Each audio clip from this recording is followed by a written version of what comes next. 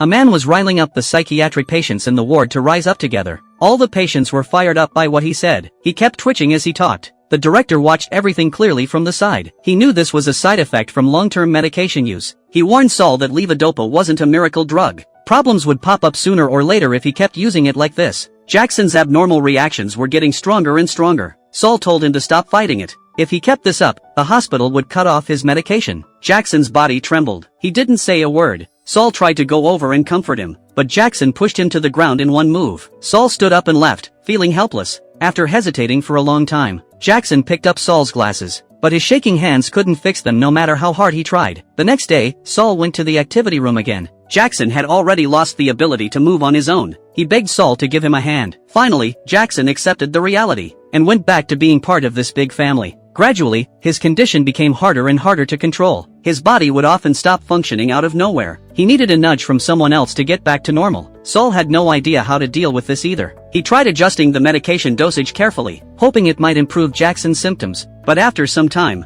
there was still no improvement. Watching the video of himself during an episode, Jackson said he didn't remember anything from that time. It was like he'd lost his sense of being alive. Slowly, even brushing his teeth became a problem. Sometimes his body would suddenly freeze up. His tongue also stopped obeying his control. Jackson's mother couldn't stand watching anymore. She wanted to get her son taken off the medication right away. One day, Jackson struggled to get himself dressed up nicely, and met Paula for what would be the last time. He propped his chin up, trying his best to control his body. Even liking someone had become a luxury for him. He had no choice but to give up. After saying goodbye, Jackson turned to leave, but Paula took the chance to grab his hand and wouldn't let go. She stood up, placed Jackson's hand around her waist, and helped him dance. Paula had a warm, strong heart. Jackson also had a soul that longed for love, but that soul was trapped in a body he couldn't control. If there were no disease standing in their way, they would definitely have been an enviable couple. Watching Paula's figure walk farther and farther away, his heart felt like it was breaking. Before long, Jackson went back to how he was before, and the others had also lost the energy they used to have. Once again, they fell into a deep slumber.